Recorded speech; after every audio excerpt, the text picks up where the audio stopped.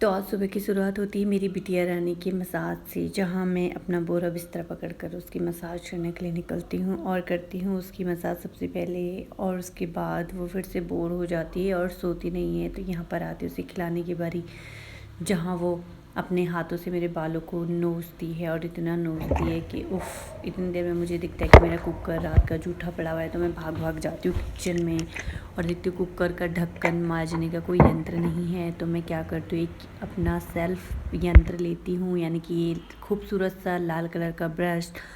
तो इस ब्रश से मैं क्या करती हूँ, थोड़ा सा बिम बार ले लेती हूँ और बिम बार और ब्रश से रगड़ रगड़ कर अपने कुकर को चमका देती हूँ।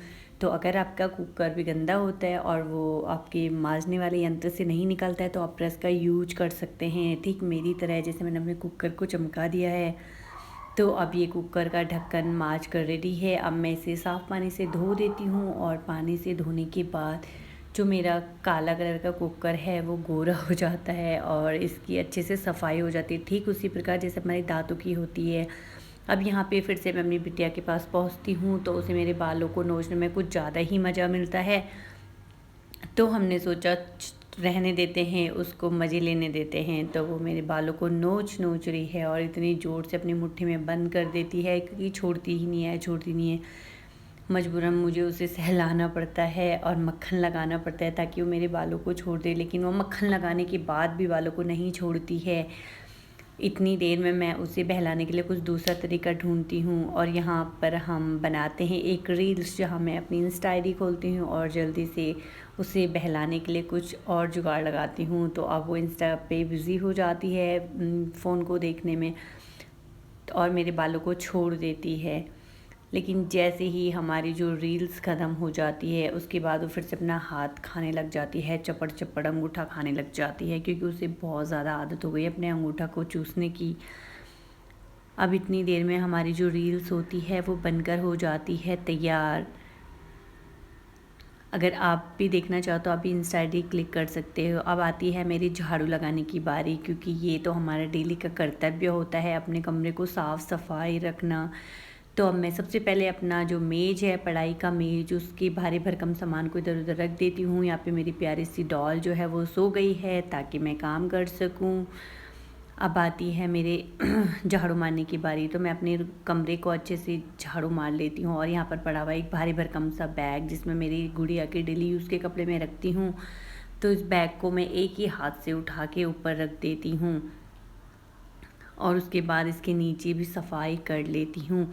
अब आती है बारी अपने पर्दों को हटाने की। सुबह की धूप थोड़ा सा अच्छा लगता है, तो मैं अपने दोनों पर्दों को इधर उधर करके अच्छे से धूप अंदर ले लेती हूँ।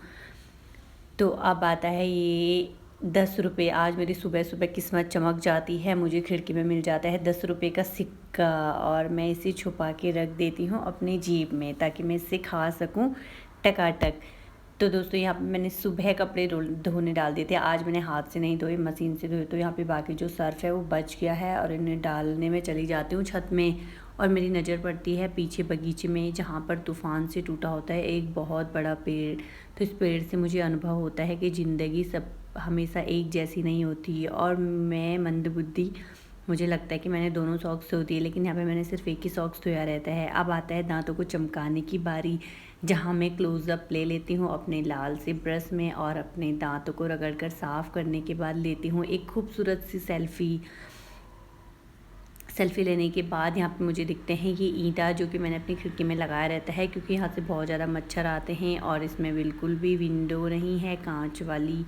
अब मैं ये अपनी मशीन का यंत्र निकाल के इसे साफ़ कर लेती हूँ। मुझे दिखता है इसके अंदर बहुत ज़्यादा कूड़ा फंसा हुआ है, तो मैं इसे नलके पे लगाकर साफ़ करके वापस से मशीन में चिपका देती हूँ और मशीन मेरी यहाँ पे हो जाती है एकदम क्लीन, क्योंकि मैं इसमें पानी से धो देती हूँ। अब आता है नाश्ता करने की बारी, तो आज मुझे दिखती है सिवैया।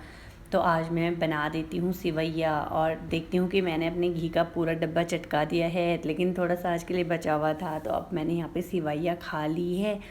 अब फिर से आती है अपनी बेटी को धूप सिखाने की बारी, तो हम दोनों पहुँचते हैं छत में, जहाँ मेरी बेटी आरानी फिर से रोने लग जाती है और मैं अपनी डिग्गू में बिठा के आप सब लोगों से उससे बात कराती हूँ और मैं देखती हूँ कि उसने बड़े मज़े से मेरे पैर के ऊपर से अपने पैर रखे, तो इससे मुझे बहुत अच्छा लगता है। तो मैं सेल्फ़ी को ले लेती हूँ। अब यहाँ पे आती है फिर से उसे हँसाने की बारी, लेकिन वो हँसते ही नहीं है क्योंकि उसे आज बहुत ज़्यादा गुस्सा आ रखा है मम्मा से। अब आता है दिन का लंच बनाने का बारी। तो आज मैं देखती हूँ कि मेरे डब्बे में पड़ी हुई है लोबिया, तो मैं 2-3 मुट्ठी लोबिया ले लेती हूँ और लोबिया के साथ मैं थोड़ा सा मिक्स कर लेती हूँ अरहर दाल, ताकि और भी ज़्यादा लाजवाब बने। इतनी देर से फिर से मेरी गुड़िया रोने लग जाती है और फिर से हम बनाते हैं एक रील्स, लेकिन इस बार जो रील्स बनाते हैं वो अपनी बिटिया की इंस्टा आईडी से बनाते हैं, जो कि है शक्ति पुरोहित नाम से। अब मेरी जो डॉल होती है वो यहाँ पे मुझसे कुछ बोलने की कोशिश कर रही होती है और मैं बहुत टक लगा कर उसकी गप्पों को सुनती हूँ, बहुत इंजॉय करती हूँ और उसकी बातों को समझने की कोशिश करती हूँ। लेकिन मंदबुद्धि हूँ ना, मुझे कुछ समझ ही नहीं आता कि मेरी बिटिया रानी क्या बोलना चाहती है। मैं उससे पूछने की कोशिश करती हूँ लेकिन पूछ नहीं पाती हूँ। खैर, लेकिन जो भी है, बच्चों की गप्पे तो बहुत ही ज़्यादा अपने आप में अच्छी होती हैं। बहुत अच्छा लगता है जब बेबीज़ आपसे गॉसिप करते हैं, तो मुझे भी बहुत अच्छा लगता है। और यहाँ पे मेरे हैंड से खेल रही होती है, कभी मेरे फिंगर पकड़ लेती है, कभी मम्मा को प्यार करती है। खैर, अब आता है कुछ खाने की बारी। तो यहाँ पे मैं ले लेती एक गिलास दूध और यहाँ पे भुजिया ले लेती हूँ। तो आज इस जो आलू भुजिया, इसने अंतिम सांस ले ली है, तो इसको हम डाल देते हैं कूड़े में। अब इतनी देर में मैं पहुँचती हूँ अपनी बिटिया के पास। मेरी बिटिया अपनी उंगली को फिर से खा रही होती है, तो मैं उसे देती हूँ एक यंत्र जो कि मैंने लिया था बाज़ार से। कहते कि इसमें ग्रेप वाटर भरा रहता है, लेकिन पता नहीं मेरी बेटी तो इसे खा के अजीब सा ही मुंह बना देती है, जिससे कि कड़वा हो रहा होगा।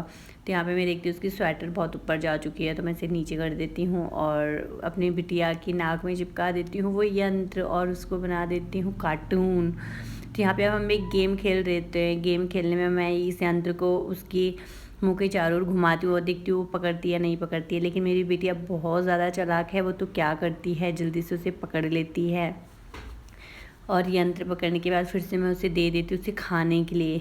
तो आप देख सकते हैं यहाँ पे वो कितना ज़्यादा इन्जॉय करती है।